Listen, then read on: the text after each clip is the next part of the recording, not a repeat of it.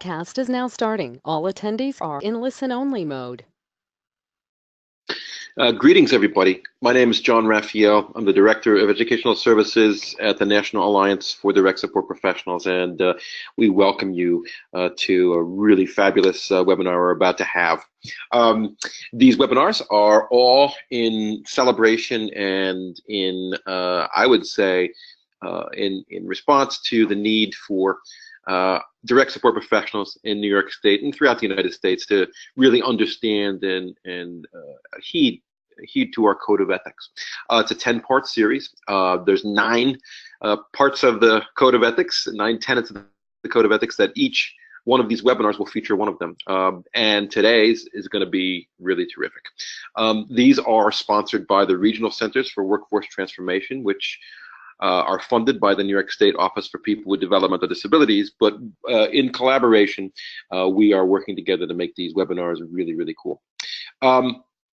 The reality is these webinars are 20 minutes long as opposed to the classic 1-hour webinar, and we did that on purpose. We did that so that they could be accessible, bite-sized webinars. We'll have a time at the very end of the 20 minutes for questions and answers for the faculty member.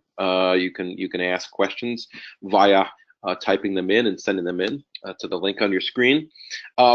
And ultimately, these will be recorded. They will be archived both on the Regional Centers for Workforce Transformation website, which is workforcetransformation.org, and also the National Alliance for Direct Support Professionals website.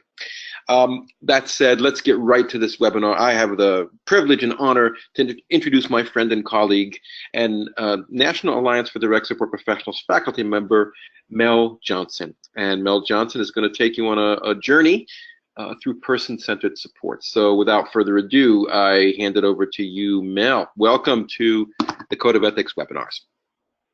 Hey, thanks, John, and hello, everyone. I want to start with telling you a little bit about myself. For those of you that I haven't met, which hopefully some of the folks on the line I've come to meet across the years, a little bit about me. My background actually started very, very young. My parents were some of the first at-home caregivers in the late 70s when deinstitutionalization was occurring. And so I grew up with up to 6 individuals living in my home.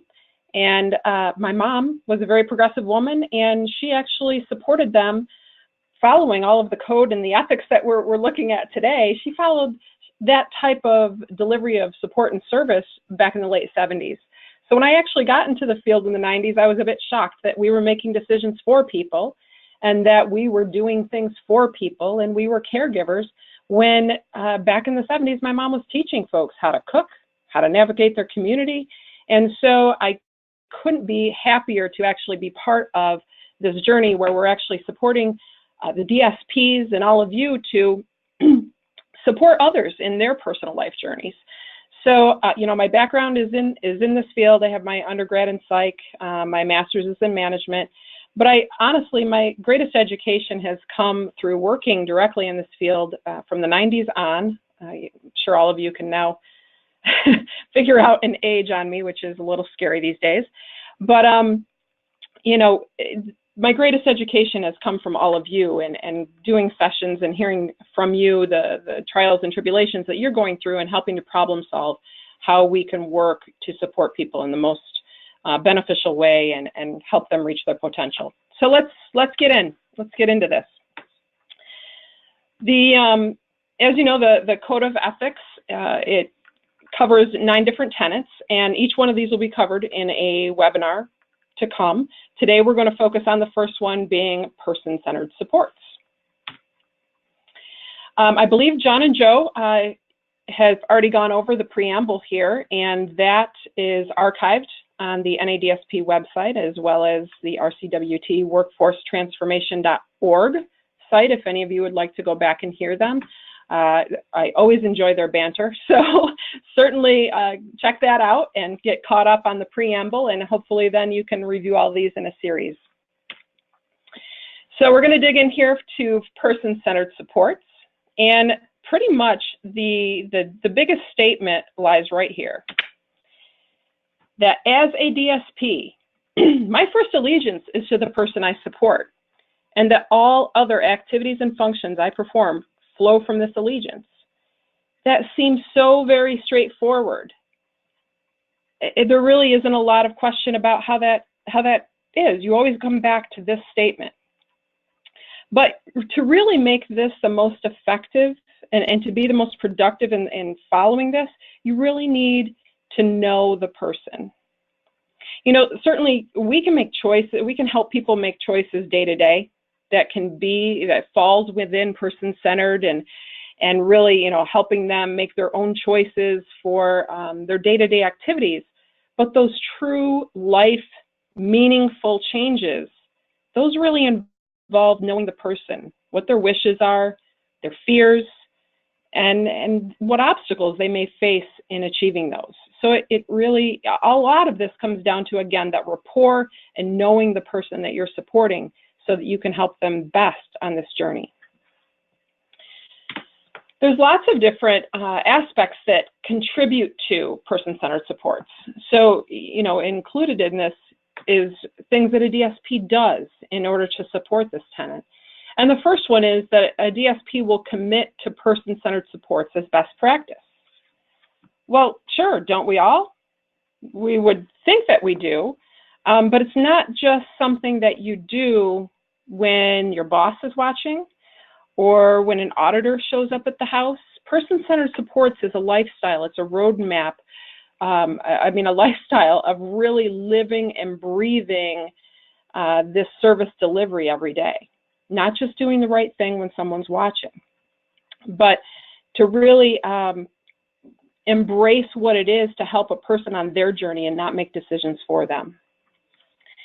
It certainly also involves a lot of flexibility. So a DSP also needs to focus first on the person and understand that the supports will require flexibility, creativity, and definitely commitment.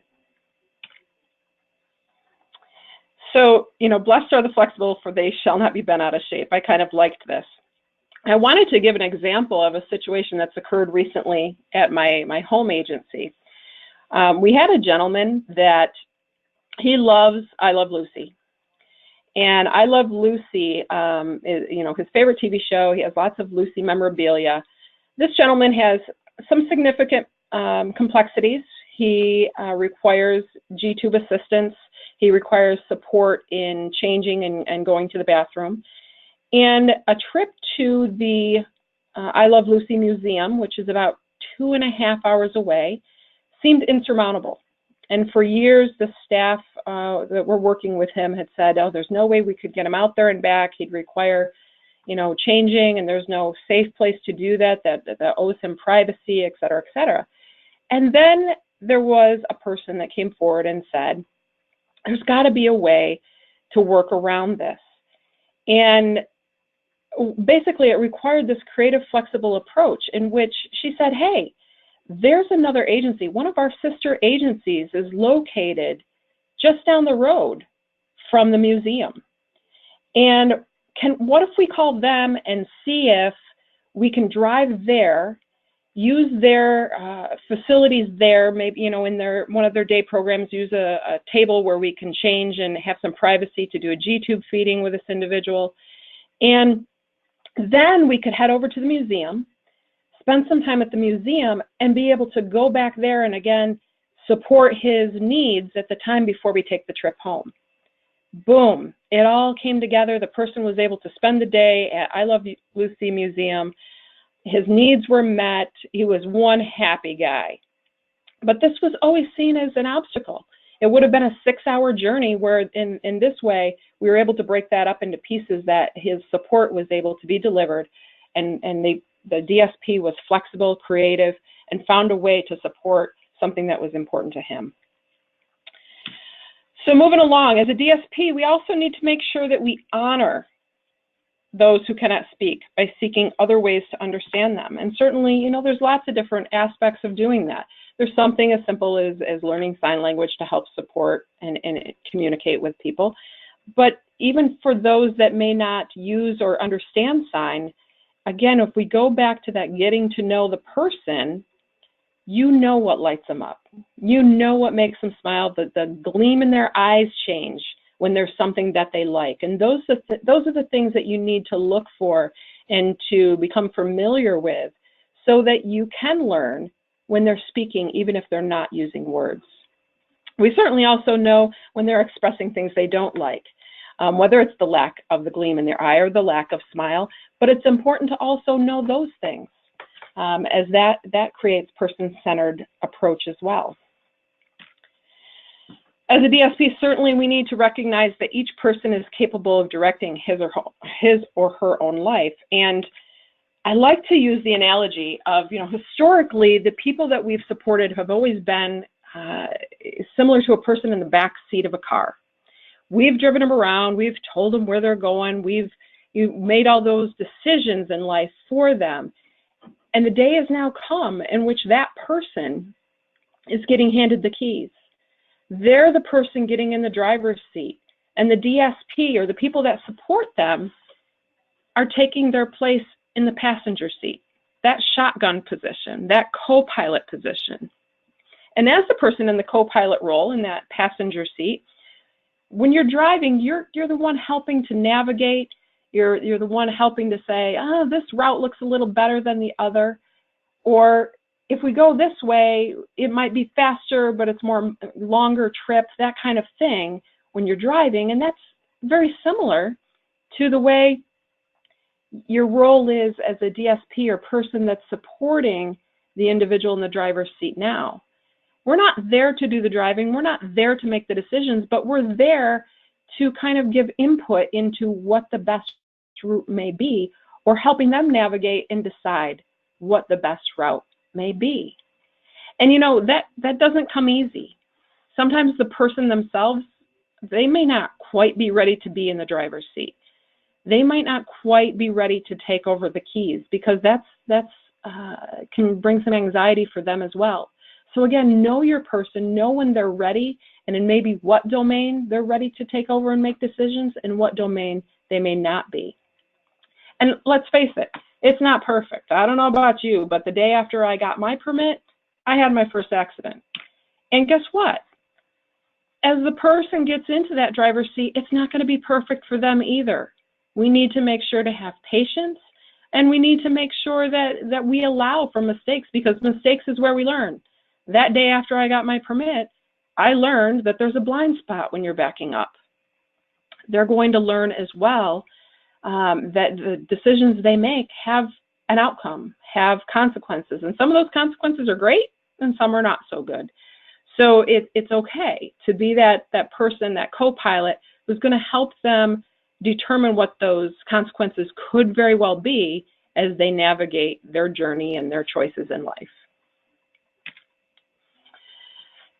As a DSP supporting person-centered supports, we'll also recognize that the unique culture, social network, circumstances, personality, preferences, needs, and gifts of each person supported must be the primary guides for the selection, structure, and use of supports for that person. Imagine that. Every person's an individual. Every person is unique. That's not a shock, right? I love this cartoon. I don't know if any of you have ever seen this before. It's a little blurry, so I apologize. The larger you try to make the picture so you can read it, the blurrier it gets. But it says, for a fair selection, everybody has to take the same exam. Please climb that tree. Well, obviously, everyone there is not going to be as successful in climbing the tree. I want you all to think of your days in the classroom. What if all we did was to focus on the deficits that you had? I know I certainly excelled at math and science, but man, my history class about killed me. It certainly killed my GPA. But if that's all that was ever taught to me, because that was a natural deficit, and you just continually hounded me on learning my history and learning my dates and learning the presidents and learning this, and I would have come to hate school. I would have been very unhappy. But there was also time to accentuate the other strengths or gifts that I had. And those teachers took time to accentuate the gifts that I had and made me, I'm a lover of school. I'm a lover of education. And in that same way, we can provide that environment for those that we support.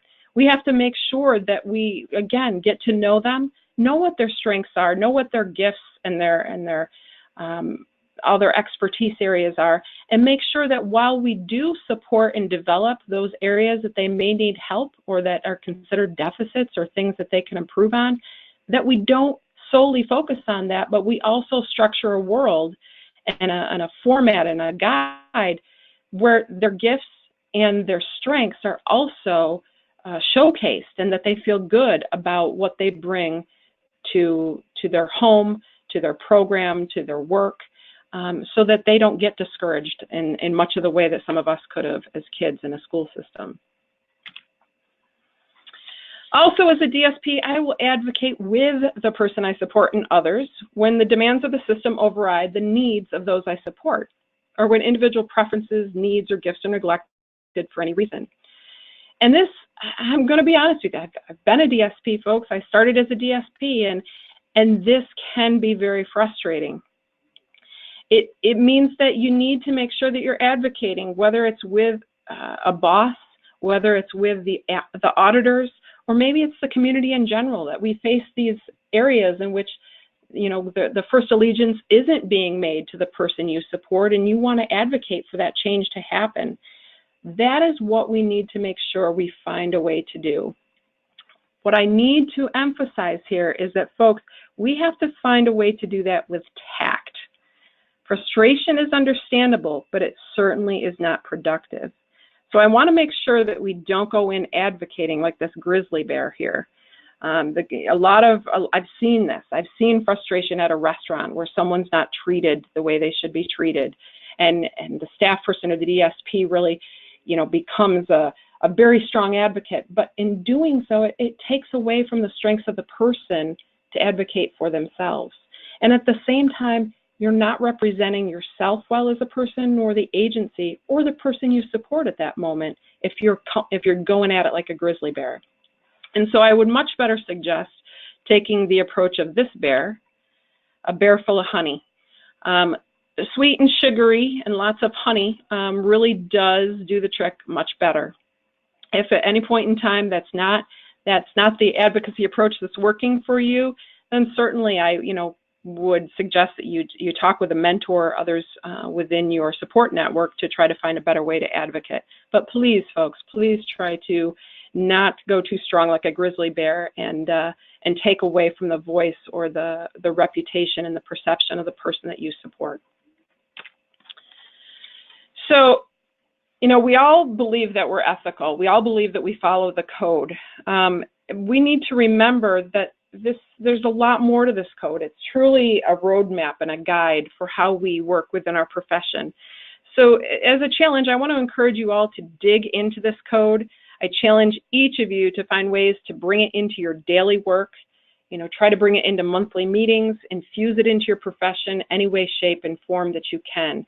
The more we get this into our work, the more mainstay it will become, and especially become more habit and the way that we work when you have new people that come into your house, to your program, to your workplace, that you're mentoring. You need to live it and breathe it for others to see how the work should be done. So I challenge you all, please, please dig into this code more and make it part of you. Before I take any questions, I want to remind you these sessions will continue to be provided. So watch for them to be posted or shared. You'll find them both on the workforcetransformation.org website. There's also a Facebook page if you would like to go to their Facebook page, the RCWT Facebook page. And the NADSP website at nadsp.org also archives these in their members section. And they too have a Facebook page where you can become a member and follow along and hear about when more of these sessions are coming available. So with that, I want to open it up to all of you to see if there's any questions. You'll want to find your chat button in your panel over to the right, and you can send in any questions you may have, and we will take those. Yeah. Mel, that was great. That was a blast. Thank you so much. I got a question before we have any questions coming in. I love the grizzly bear versus the honey bear. And so I guess the question I have is, what do you do when you're in that moment, when you're in this deals with advocacy, which is also another one of the tenets of the code of ethics, advocacy, but in the context of being person-centered, obviously, that advocacy can come in. So what do you do when you're in that, say you're in a situation where you're angry at the treatment that somebody's getting, perhaps in a public venue, whether it's a diner or a restaurant or at Walmart or something. What suggestions do you have for DSPs to tone down their anger? Because I think oftentimes we get fierce, we get fiercely grizzly bearish, when somebody that we care about and are supporting is slighted. Any suggestions for that? How to get more honey? Certainly, I would always suggest cool off first, because you are not going to, all science even shows us that we don't think and react rationally when we're emotional. Mm-hmm. So I don't always know that at that moment is the time to react. Certainly there's ways in which you can tactfully react in the moment, but please, at that point in time, don't lose your temper, don't raise your voice. Ask politely for what you're looking for. If that person's not able to provide what you're looking for, ask to speak to a supervisor. But please, it's important that we keep our composure, because again, that's a reflection on the person that you support, as well as your agency, and most of all, as of yourself. You got to keep it classy. So, depending on the situation is really the approach I would take. Right. But for the most part, it may mean stepping away so that you can reapproach the situation at a calmer moment and have conversation with that establishment after the fact about how things went down and how it could be improved in the future. Sure. No, that's great advice. Thanks. Looks like we don't have any questions. I've got a couple more. One just came through, John. Oh, did? Okay. Please take it. What is the best way to address what one person wants to do when it negatively impacts others? Should what the first person wants to do override the feelings of others? The staff is trying to do person-centered planning, but these situations are difficult. So again, I don't fully know the situation you may be talking about, but where possible, you want to try to create an individualized environment for each. It may mean, if this is an activity-based situation, it may mean that people need to do things more one-on-one than in group formats. I'm not sure if this is a roommate situation, but it's also when faced with situations where you can't get away from and create individualized separate environments, it's about helping both people involved with having that conversation about coming to compromise. And that's difficult. It certainly is difficult, but it's also a skill that we as people don't always do well. I have a hard time compromising with my husband. So we need to be able to work on negotiation and compromising with others so that we can live together under the same roof or within the same program. Yeah, I agree totally. And I think if I can just piggyback on that a little bit, I would say it's part of the challenge of the code. It's really part of the challenge, especially when you're a direct support professional that's working either in a congregate setting with many people or even just a few people. It's virtually impossible to be completely person-centered. It's impossible. But I think we raise the bar as high as we can. And I think all the things you just said, Mel, are what we do as direct support professionals to get us as close to being at that person-centered place as possible. It's very hard, man. It's very, very hard. But at least it's kind of the gold ring we're trying to obtain, in these situations. Absolutely. No additional questions. I just have one more, and then I guess we can wrap our webinar up. What should a direct support professional do? And this happens a lot. I hear this from DSPs. I remember having this happen to me when I was a direct support professional. A lot of the people that we support have all kinds of different plans and behavior plans and individual support plans and what have you. Diet plans, all that kind of good stuff. And what happens when that person that we're supporting indicates to us that they're not happy with that plan. But you're in that position as a direct support professional to continue to follow that particular plan. What should happen there? What do you do? Is it advocacy? Is it going against the plan? What do you do to be person-centered, Mel? Well, I think the best option would be, John, is if you were the person I was supporting and I noticed that that a goal plan or something that you were working on was clearly not something you wanted to do, I would have a conversation with you first to find out what other areas you may be interested in, and then, you know, help you to advocate your position to whether it's a HAB coordinator or the plan, you know, whoever writes your plan. In many different environments, it's different people.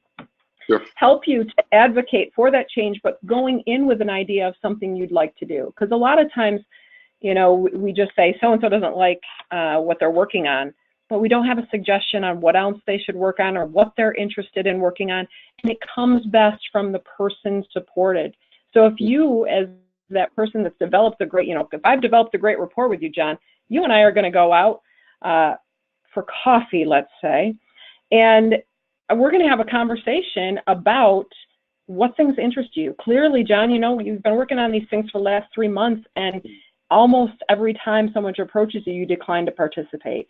So clearly, it's not something you want to do, and I, you know, I'd like to learn more about what you want to do, and how about we create a plan of how we can approach, you know, house manager or plan writer, and talk about what else you'd like to do. And we don't need to wait for that 6-month ISP meeting. We can go talk to them today. This is your plan. This is your life, John. We're going to make sure that we make that happen for you.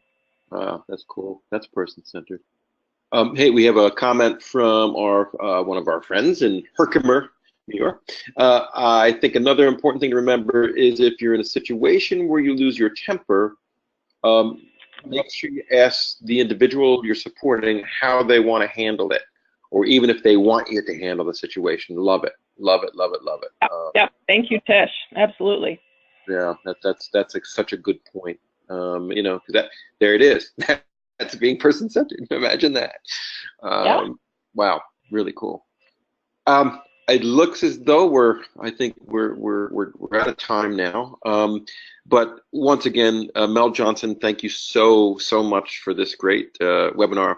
And I loved it because I think you encapsulated in this half hour, I think really the spirit of what being person-centered means, the challenges of it, but also the hope that comes with hopefully direct support professionals that are being person-centered to the best of their abilities. So thank you very much. Thank you all for listening. Keep track of us on the nadsp.org website, and of course workforcetransformation.org, and look for our next webinar next month. Okay, everybody, happy summer. Thank you.